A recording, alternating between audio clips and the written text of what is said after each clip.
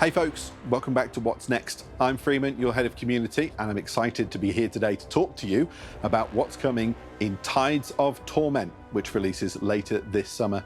And I'm not doing this alone. Of course, I'm joined by members of our development team who are here today to take you behind the curtain and talk to you a little bit about what it is we've got cooking.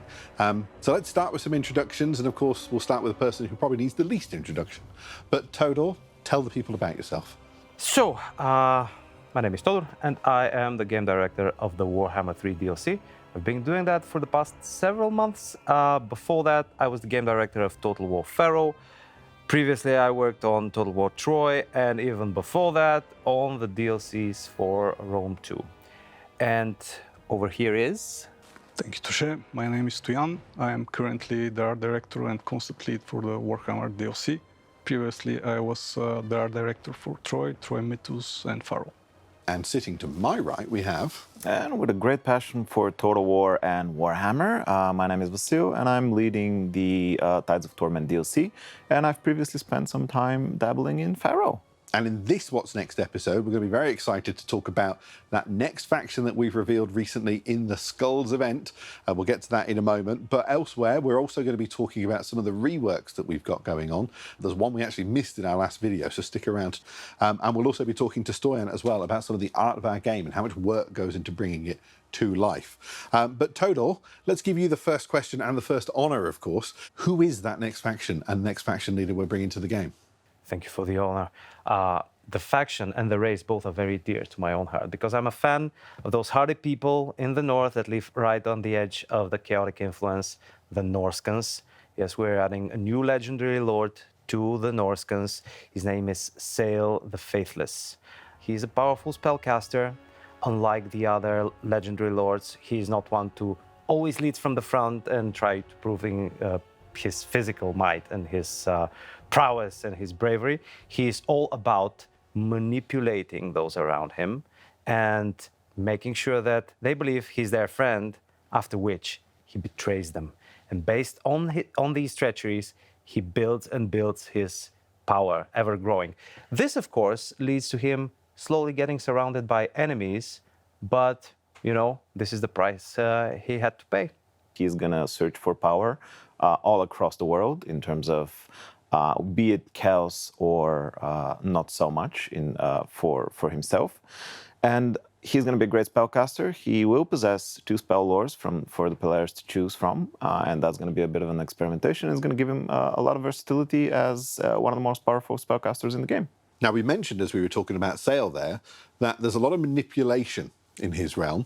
And we've had some elements of this with different gameplay factions that we've introduced in the past, such as the Changeling. How is it that it differs to that type of manipulation that we introduced there? So Sail is quite different from the Changeling, as he's closer to an ordinary faction. Like, he's a Norscan, he can occupy settlements, he can also raise settlements and dedicate them to the various chaos gods. But there is a special feature you will use to plan, execute, and reap the rewards from your treacheries. Like, initially, we explored a kind of a more rework of how diplomacy system works, but this is kind of a dangerous thing to do to a live game, and this is why we opted for a specific feature to cover the betrayal part of Sail, which is the major part of him.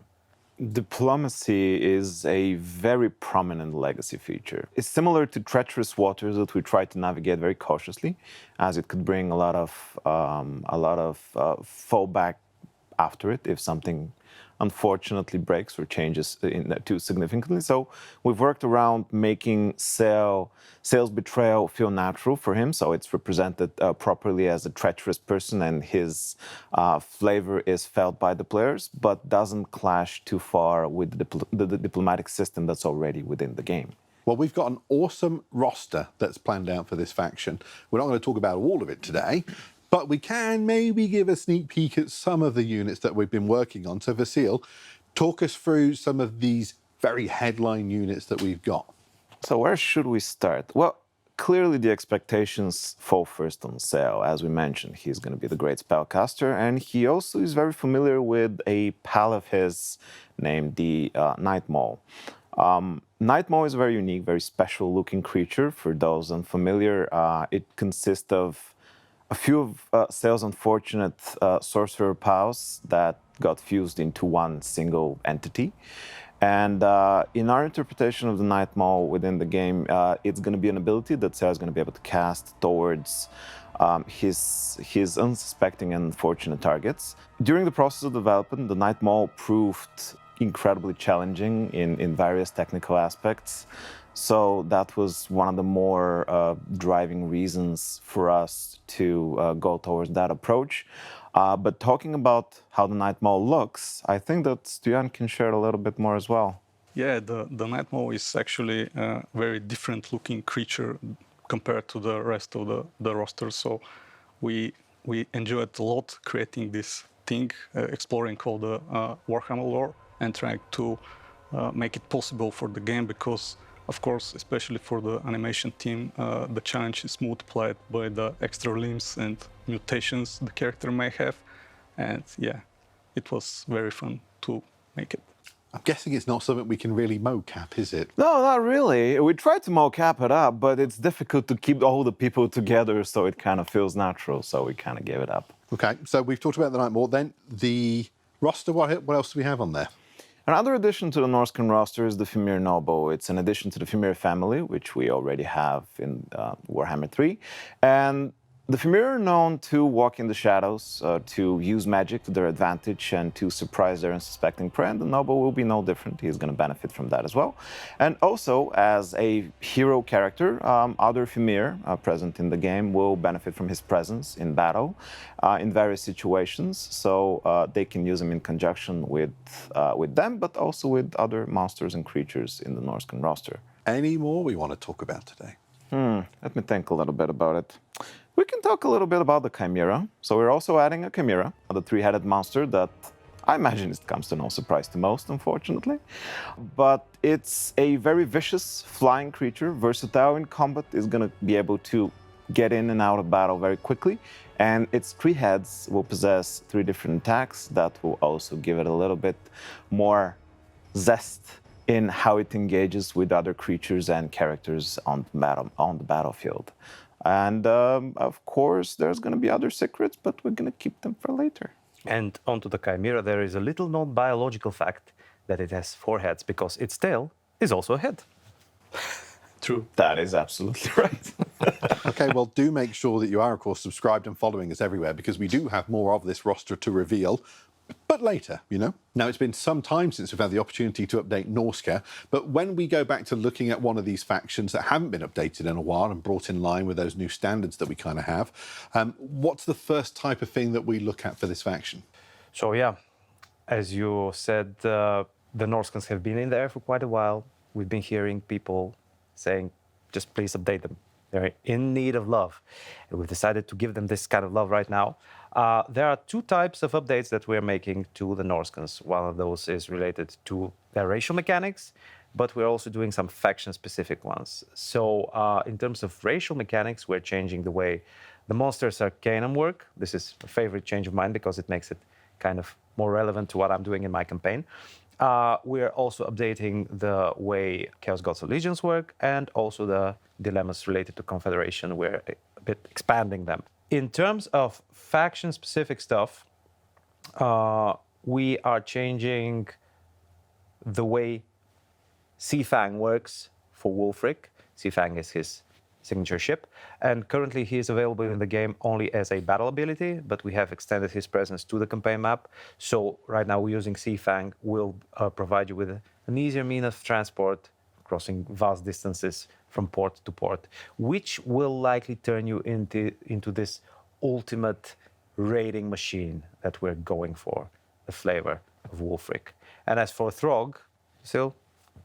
Throg is an interesting case where he's the Troll King a little bit more on paper, at least as that's how we saw it in the current example. And as Todor mentioned, we've tried to push in the flavor for other Norscan factions, not just Throg. So one of the factors that we looked through when we did these reworks is to make them feel distinct of each other.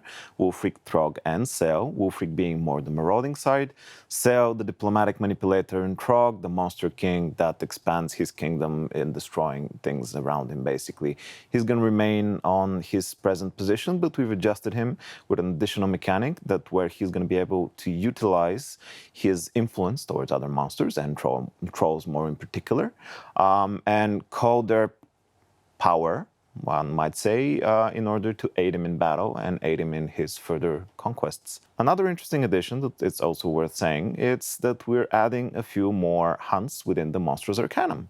So there's going to be more monsters to hunt, there's going to be more creatures to seek, and more rewards to reap. And another tiny but significant update is that both Throg and Wulfric are getting an additional set of voice lines. Especially for Throg, it was important to convey the fact that as he is a troll that's being touched by chaos, he's also a more intelligent kind of troll. Perhaps the most intelligent troll in existence.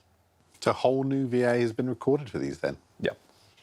We saw that Wulfric and Throg were lacking VOs from the original game, as they are one of the more older factions within Warhammer. But also, we've heard the comments about Throg's previous VOs, and we completely agree with it, actually, and decided to redo completely Throg and update Wulfric to be brought in line with the current state of what Warhammer is today. Okay, well, awesome. I'm glad that you guys have had the opportunity to do that. I know it's something that you guys have been asking for quite a lot on the Reddits and the forums. In the last What's Next video, we kind of forgot to talk about the Dakala and Slaanesh reworks that we're also trying to bring. So when it comes to Slaanesh, what are the things that we've looked to update there? Slaanesh is an interesting case where they were represented just by Nkari currently, and we wanted to make the new faction in terms of the Kala and Nkari feel distinct from each other, but also supplement what Slaanesh does right now. And while it does it fairly well, we've updated a few systems to bring them more into up to speed with the current trends that we've used in other reworks. So that applies towards the technology trees. We've looked towards the proliferation of codes to make it a little bit more functionally usable in terms of their current strategies and what they aim to achieve right now on the map. And also we've looked how to improve and tweak some of the more controversial aspects of Slaaneshi benefits, for example, their replenishment and also their usability in terms of battle and the stats there. Okay, well, there you have it then. Sail and the Norsca are our next faction that you can look forward to when this next DLC launches later this summer. Now, unless you've been living under a mangler squig, you probably saw the Skulls event very recently, and you may have spotted this first look at Sail. Take a look at this.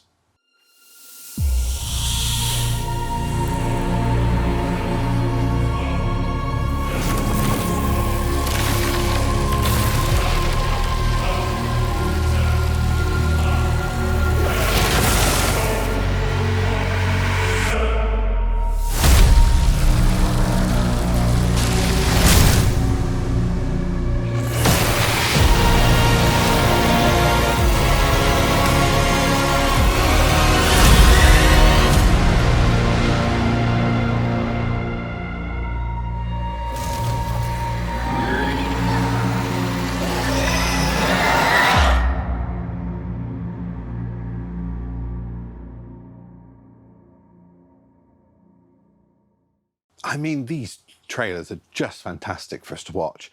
Break it down for us though, Total. What have we actually seen in that trailer? So we saw the first significant moment of Sail's rise to power and also a treachery. Because what happened in this particular case is that Sail was a part of a conclave of magicians and they're conducting a special ritual. Unaware that Sail has, fiddled around with it for a bit. So it backfires the ritual because of Sail's treachery. And what happens is that the leader of the magicians, called Shalkane, and probably I'm butchering the name, I don't know, he is blown up to bits, only his teeth remain, and they become a battle ability for sale further on. Whereas the other 3 spellcasters are fused into this hideous blob of moving flesh, a specific kind of spawn that is called the Nightmare. And yeah, this is something that you will see Sale use in battles. Now, these things, I mean, there's so much work that goes into creating them. When we start to concept them, Stoyan, how long does it take for us to get from that point to the finish line where they're looking as cool as we saw in Skulls? Well, it's a quite long process, and actually everything starts with the brief from the game design team. We collect all the information we need, the research for Warhammer lore, and gathering miniature references, if there is any. After we collect all the information we need, the concept team start with a rough sketch representing the main visual features of the character. After the sketch is approved, we continue with the actual concept, where we create more detailed and accurate version of the character, including multiple view angles, material guides, stuff like that. And after that, the concept is actually ready to proceed with the modeling part, where we create the geometry and texture and materials for the in-game model. After that part, the character continues his journey to the skinning, rigging, animations, and VFX. So it's a quite long process. A lot of teams are involved, and yeah, it's a great team effort in general. Now, one of the great privileges that we always have with these What's Next videos is the opportunity to talk about the craft of making a video game, because it's something that we love doing, but it's never easy. And I mean, that's always going to be true of art as well, isn't it, Stoyan? Like, what are the challenges that you bump into when you're trying to create something as immersive and diverse as the world that we have in Warhammer? Well, I think the main challenge always is to keep the fine balance between multiple requirements, one of which is to keep all the assets true to the Warhammer lore and sources, in the same time to fit the already established visual style and technical requirements for the game, to be capable of performing all the actions and abilities which are required by the game design, and in the same time looks cool. So yeah, all these things are kind of difficult to balance in some cases with some characters. And already this DLC that we're creating now, it's taking shape, and it's stuff that we are really enjoying having a look at and playing with already. But when you guys are playing the builds that you have today, what are the things that are really making you smile and say, I can't wait for players to actually get hands-on with this? Well, from my perspective, one of the things that really inspires me is the fact that I, as a Total War player, am one of the first to experience the entire thing of playing a campaign with Sale and seeing how his features have come together so that a particular type of experience can be achieved, and also then providing input on that experience. But if we're talking specifically about art, I love the battle animations of units. So what I do on most of my battles in the very beginning, before I've hit the start battle button, I just arrange my units and I do a pass over with the camera right by them to see how they roar or, you know, sharpen their weapons or whatever. This is something that I love, not only for Warhammer, but for any Total War game that I've played. It's actually one of my favorite aspects as well, to see something brought to life from a sketch that we've all worked to bring into existence, and then with the progression of how it appears without maybe the textures or maybe without animations, and then the animations appear. And because for us in game design, we're focused over multiple aspects of the project itself, we're not always keeping in touch with the latest development, and it's occasionally brings a smile for me too when I'm doing testing of a feature or something else, to see a new animation added and it's something incredible, something great. I was like, oh, that's pretty cool. And that's one of my favorite processes of this job actually as a whole. There is literally a kind of magic in there, because for some of the units, what you know in the beginning is just a brief paragraph of text, and then months later you see the unit in the game, and you say, "Oh my God, it's alive! It's this is what it is." It looks awesome. Yeah, It's always a great feeling at the end. And we're obviously so blessed as well because there is so much creativity in our community and from our players. When we see art come from them, whether it's their own creations, whether it's mods, whether it's just tiny tweaks on what we've got, like what is it that you see in our audience that inspires you, Stoyan? Yeah, for me as an artist, it's always inspiring and interesting to see other artist representation of Warhammer units and characters, especially ones which don't have actual models, references. So in such cases, without such specific reference, it's very important for the artist to have great imagination and deep lore knowledge to be able to create this character in the best possible way.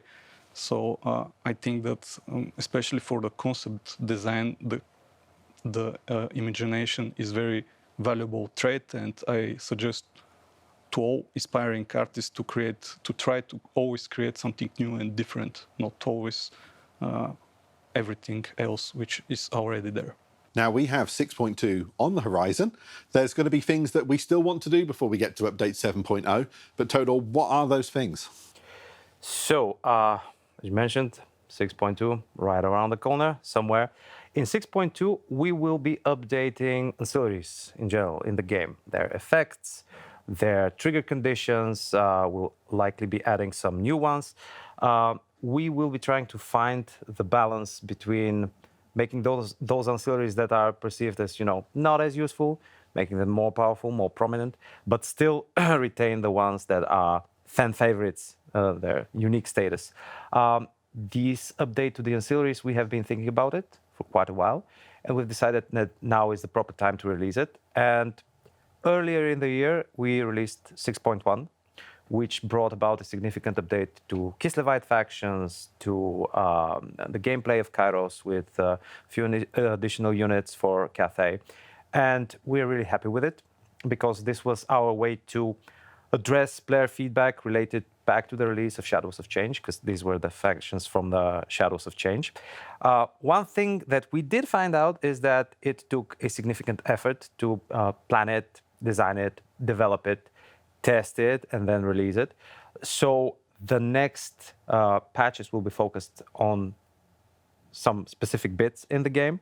Of course, the ancillary system is something that is quite far-reaching, but it is one of the features. And these are our plans in general for the future patches to focus on specific aspects of the game itself. One thing that we are doing in addition to the patches and the hotfixes, which are still recurring, is the Proving Grounds. The Proving Grounds are this special kind of an arena where you can play a version of the game with some fixes and some changes in there, and you can give us your feedback. And this is the proper moment to thank our community for providing us with feedback on the campaign AI changes that we have done so far. Our main goal was to make the campaign AI more active, more challenging, so that you kind of meet some resistance in the later stages of your campaign. This makes it more engaging, more interesting. And it was really amazing to go through the feedback of the people playing actual playthroughs and telling us how things happened with them, telling their story. This is one of the challenges that we're facing, because a total war game, if you have to experience its entire campaign in actual environment, it takes a lot of time to complete. We don't have enough people over here to do sufficient amount of playthroughs for the Immortal Empires, where you can have, and you already have, more than 100 playable factions. Of course, the dev people are playing it, and our QA team, God bless the QA team, are playing the game too, and we're taking their feedback into account. But the Proving Grounds are a really priceless source of feedback. So please join them. Please give us your feedback. We'll take it into account. And we plan to do some more in this year, again, related to various aspects of the game, where such changes which will benefit the most from a lot of people playing them. Okay, well, that's probably just about all the time that we've got for this particular What's Next video. Of course, our thanks to Todor, to Stoyanov, and to Vasil for joining me today to talk through all of these changes. But there you have it. Sail is our next legendary lord leading the forces of Norsca. And of course, he's joining Dakala, who's marshalling the forces of Slaanesh. There's still one more legendary lord for us to reveal, which we'll be doing in the next What's Next video, which we should have for you next month. In the meantime, do make sure you drop down to the comments below. Let us know what you think. What have you enjoyed hearing about today from the team? What's got you super excited for what's coming next in Warhammer 3? For now, we will say our goodbyes, but do make sure you head over to totalwar.com. You'll find all of our socials linked from there. And of course, make sure you like this video and subscribe, because we'll have plenty more to show you on this DLC in the near future. For now, we'll say our goodbyes. Thanks very much for watching, and we'll see you in the next one. Bye, folks.